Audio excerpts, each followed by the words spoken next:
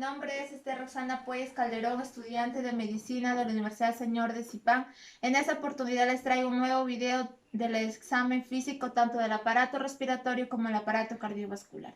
Vamos a empezar con la inspección del aparato respiratorio, en la cual vamos a evaluar tanto las líneas como las regiones que forman la pared torácica. Con respecto a las líneas tenemos la línea clavicular, la línea esternal, la línea medio esternal, tenemos la línea paraesternal, la línea medio clavicular, la línea que forma el reborde costal también. Hay que tener en cuenta las regiones, las supraclaviculares, las infraclaviculares, la zona mamilar y la zona del hipocondrio. Por la parte de atrás vamos a visualizar también las regiones supraescapulares, las escapulares, las infraescapulares, la de la duodécima dorsal.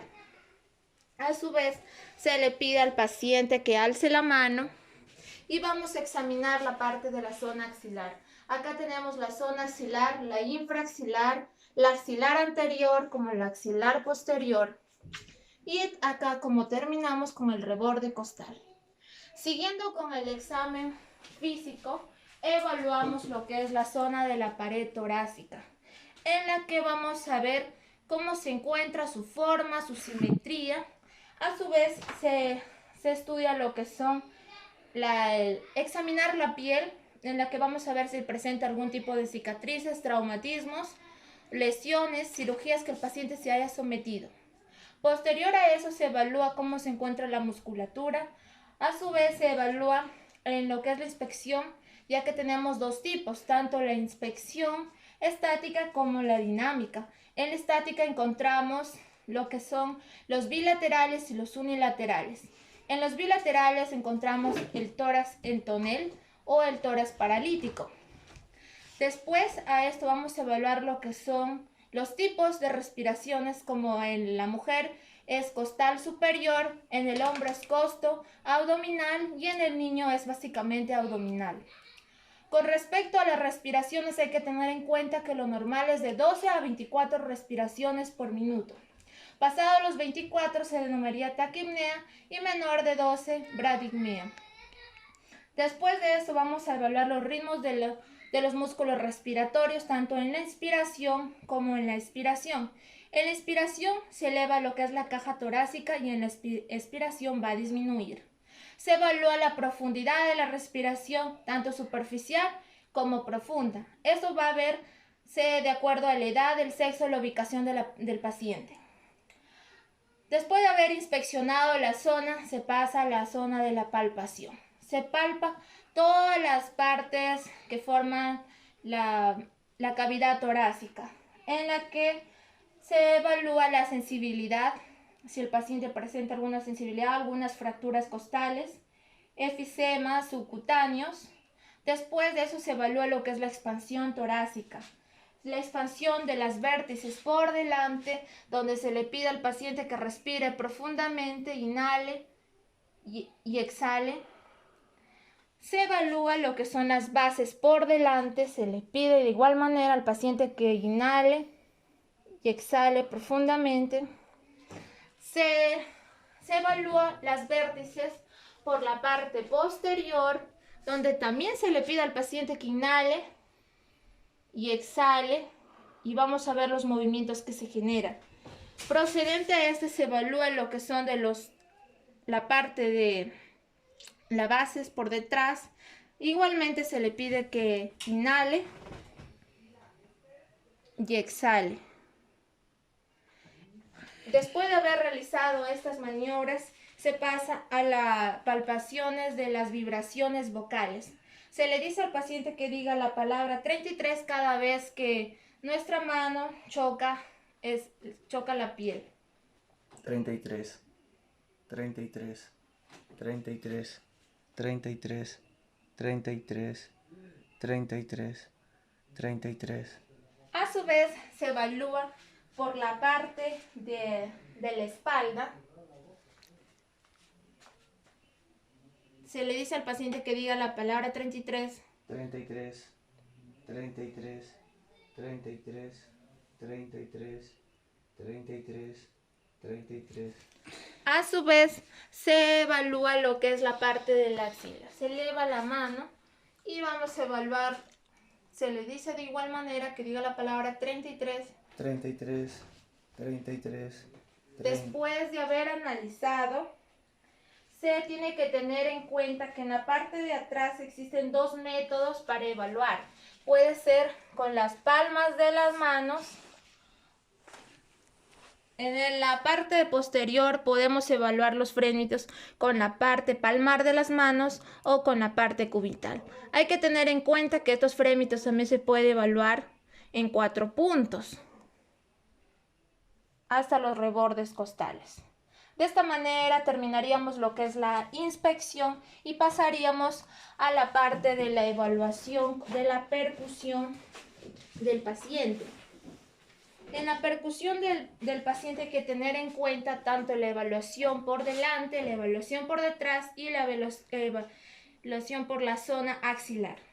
Por la parte de delante hay que tener en cuenta que tenemos el emitórax derecho, se hace lo que es la percusión hasta llegar hasta al quinto costal, donde acá encontramos lo que es la submatidez hepática y más abajo vamos a encontrar la matidez hepática. En la parte izquierda es de igual manera, se evalúa la sonoridad pulmonar y se le lleva hasta el tercer costal, donde acá encontramos la submatidez cardíaca y más abajo la matidez hepática. En la parte axilar hay que tener en cuenta que de la misma manera se evalúa la matidez, la sonoridad pulmonar hasta llegar a lo que respondería la matidez hepática. En la zona izquierda sería de la misma manera, pero a diferencia que acá va a llegar hasta hasta la zona esplénica. Terminando la evaluación de la parte de adelante, procedemos a la evaluación de la parte posterior, que esta percusión se va a realizar en toda la zona de la columna vertebral. Vamos a inspeccionar todo. Se le dice al paciente que se incline un poco hacia adelante y vamos a seguir percutiendo. Hay que tener en cuenta que acá también existen dos formas de la percusión, que puede ser a través del puño en forma cubital o también a través de lo que sería la percusión indirecta. Y todo esto nos va a llevar hasta a la matidez, que esto sería el punto donde terminaría y nos llevaría hasta un posible diagnóstico. Después de haber analizado tanto la parte de adelante y de atrás, procedemos a lo que es la auscultación, que sería como el último punto a tratar. Con respecto a la auscultación hay que tener en cuenta que existe el soplo laringotraqueal, que se encuentra básicamente acá en el cuello, en el centro, la zona del bronco vesicular, que se encuentra entre las dos clavículas, el soplo del murmullo vesicular, que se ubica en la zona mamilar. A su vez, se evalúa por la parte de la espalda lo mismo, el soplo laringotraqueal, entre las dos escápulas interiormente se encuentra el bronco vesicular y el murmullo vesicular. Después de haber auscultado al paciente, se hace la auscultación de la voz. Se le pide al paciente que diga la palabra 33 cada vez que el estetoscopio roza. 33, 33, 33, 33. Después de haber analizado lo que es la auscultación de la voz, procedemos a la auscultación de la tos. De igual manera, cada vez que el estetoscopio choque, el paciente tiene que toser.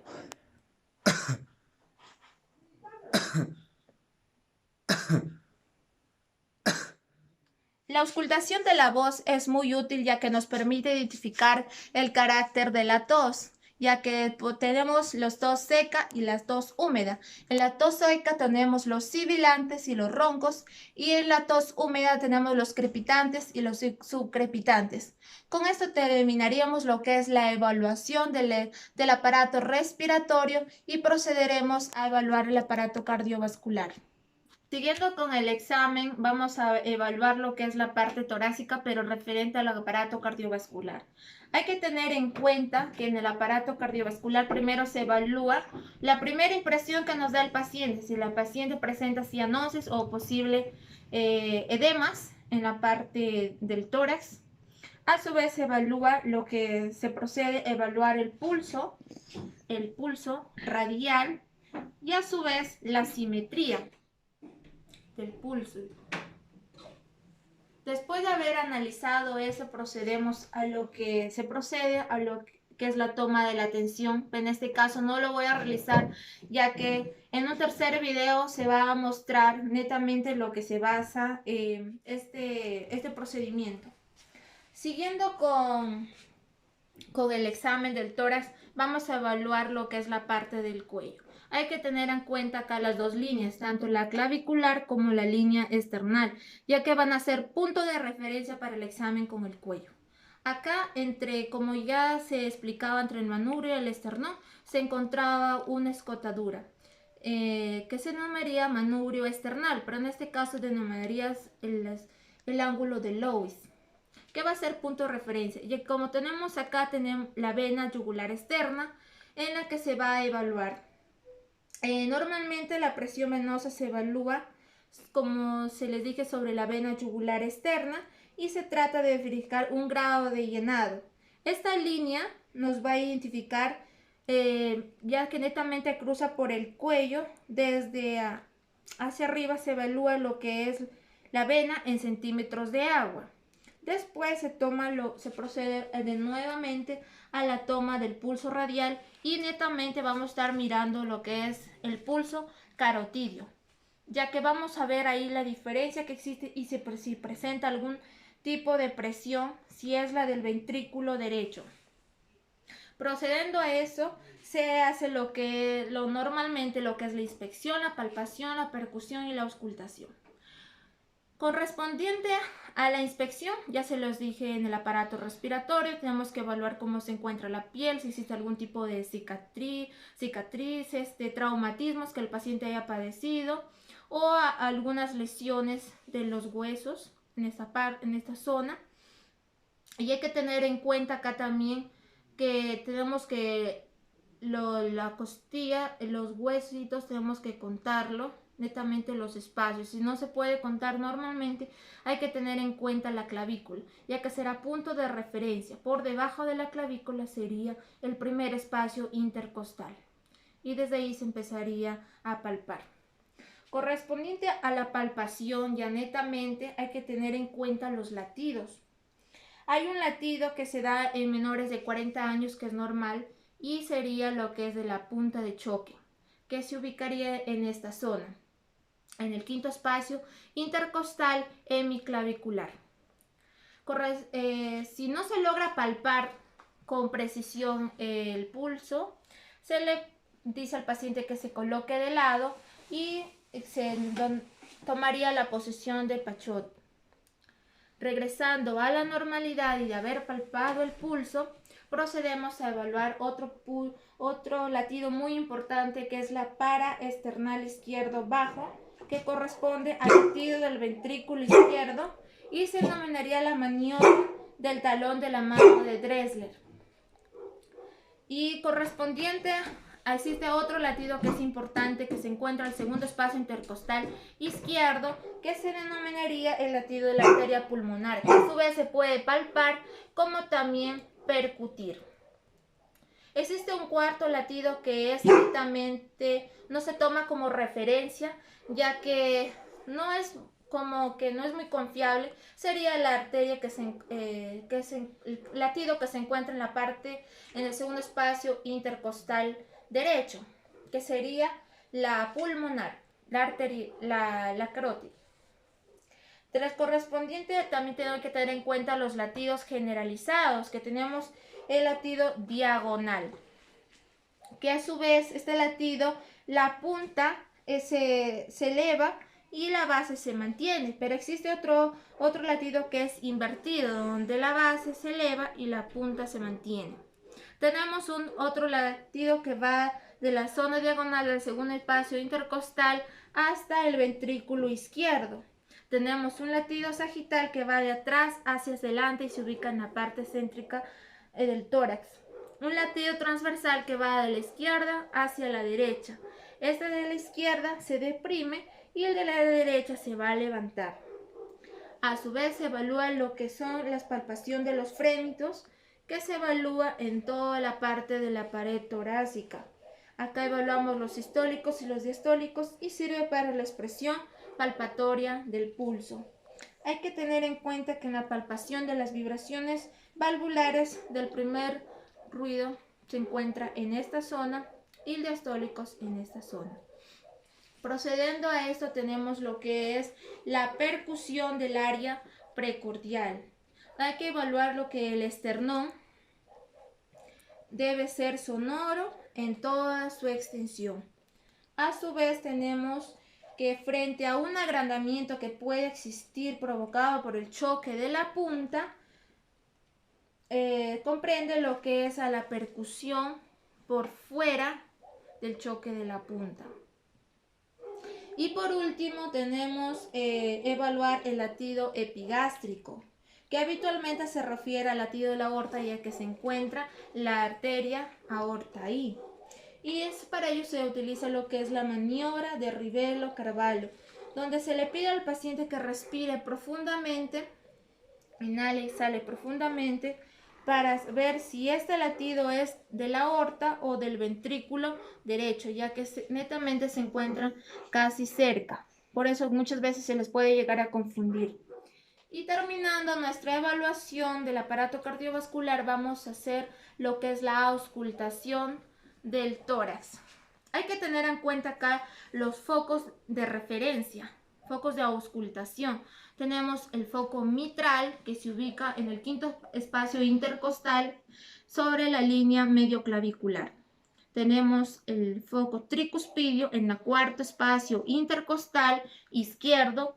Tenemos el foco aórtico accesorio en el tercer espacio intercostal izquierdo. Tenemos el foco pulmonar en el segundo espacio intercostal izquierdo y tenemos el foco aórtico en el segundo espacio intercostal en la parte derecha. Después de haber analizado los focos de auscultación, procedemos a identificación de los ruidos cardíacos. Tenemos el primer ruido cardíaco que se evalúa junto con el pulso carotidio. Hay que tener en cuenta que el primer ruido cardíaco se debe a que se produce el cierre de las válvulas aurículos ventriculares. Después de haber realizado el primer ruido cardíaco, se procede a visualizar el segundo ruido cardíaco, que es provocado por el cierre de las sigmoideas aórtico y torácico. Después de haber analizado el primero y segundo ruido cardíaco, se procede a la evaluación de los ruidos agregados, tanto como el ruido tercer ruido, que es protodiastólico, como el cuarto ruido, que es presistólico, que identifica la hipertrofia del ventrículo izquierdo. Se ausculta en el cuarto ruido cardíaco mejor con la campana, ya que es un ruido de baja frecuencia. A su vez se evalúa lo que son los clinks, identificación de estos ruidos, identificación de los ruidos protodiastólicos, identificación de chasquidos que puede aparecer. Se hace la identificación de los soplos cardíacos. Tenemos tanto soplos sistólicos como diastólicos. En los sistólicos hay que evaluar que son eyectivos o regurgitantes. En los eyectivos tenemos los soplos de estenosis pulmonar o estenosis aórtica.